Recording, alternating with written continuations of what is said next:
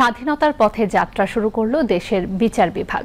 Supreme court সচিবালয় অধ্যাদেশ 2025 জারি এবং এর মাধ্যমে সুপ্রিম কোর্ট সচিবালয় প্রতিষ্ঠার নতুন পথ খুলে যাওয়ায় স্বাধীন বিচার ব্যবস্থা নিয়ে আশা তৈরি হয়েছে আইন আদালত অঙ্গনে। অধ্যাদেশ অনুযায়ী সুপ্রিম কোর্ট সচিবালয়ের নামে স্বাধীন প্রশাসনিক কাঠামো হবে, যার নিয়ন্ত্রণ থাকবে প্রধান বিচারপতির হাতে।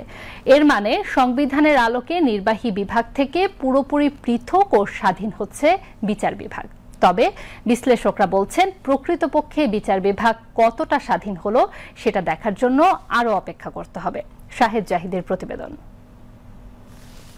আইন অঙ্গনের বাসিন্দাদের ভাষ্য, অতীতে বিভিন্ন সময়ে সংবিধানের সংশ্লিষ্ট অনুচ্ছেদে আনা পরিবর্তন বিচার বিভাগের স্বাধীন সত্তাকে করে দেয় দুর্বল। সাম্প্রতিক এক রায়ে উচ্চ আদালত এই সংক্রান্ত সংশোধন এবং স্বতন্ত্র সচিবালয় গঠনের নির্দেশ দেন।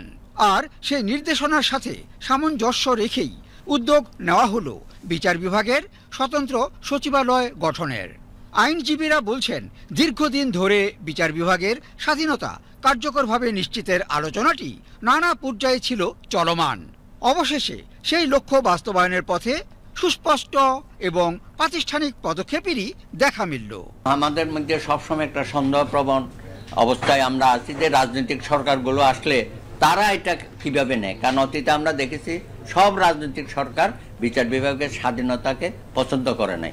কিভাবে এটাকে খর্ব করা যায়, এটার উপর খবরদারি করা যায়, সকল সরকারগুলো অতীতে এইসব কর্মকাণ্ড করেছে।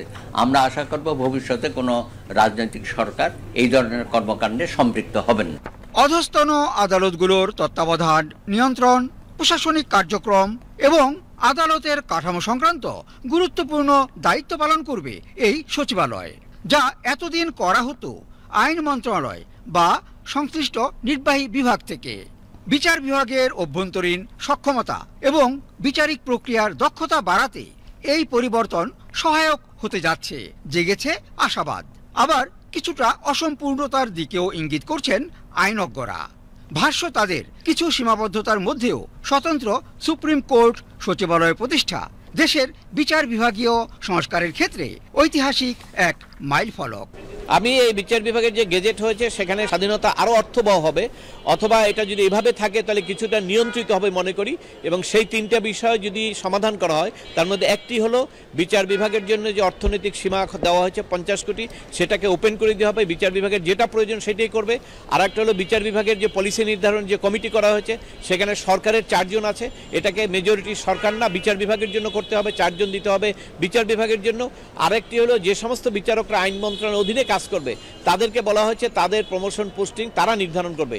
এই জায়গাটাও পরিবর্তন করে গেজেট করে সেটাও বিচার বিভাগের হাতে দিতে হবে। এটি কার্যকরের মাধ্যমে স্বাধীন, দক্ষ এবং আধুনিক বিচার প্রশাসনের পথ প্রশস্ত হবে মন্তব্য আইনজীবীদের। বিচার কাঠামোর ভিত সুশক্ত করার এই পদক্ষেপ সঙ্গত কারণেই সাধুবাদ পেয়ে চলেছে রাষ্ট্রের চতুর্থ স্তম্ভ গণমাধ্যমের তরফ থেকে। বিচার বিভাগের জন্য বড় ধরনের সাফল্য। বিচারকরা দীর্ঘদিন যাবৎ কাঙ্ক্ষিত ফলাফলের জন্য অপেক্ষা করছিলেন, সেটা পেয়েছেন। এর ফলে এখন বিচার বিভাগ সচিবালয় হতে মাতে এখন দ্রুত হয়ে যাবে এবং এটা বাস্তবায়ন হবে। 15 বছর নানা রাজনৈতিক দলের ক্ষমতা থাকাকালীন এটা নিয়ে কোনো কাজ, ওরকম উল্লেখযোগ্য কোনো কাজ হয়নি।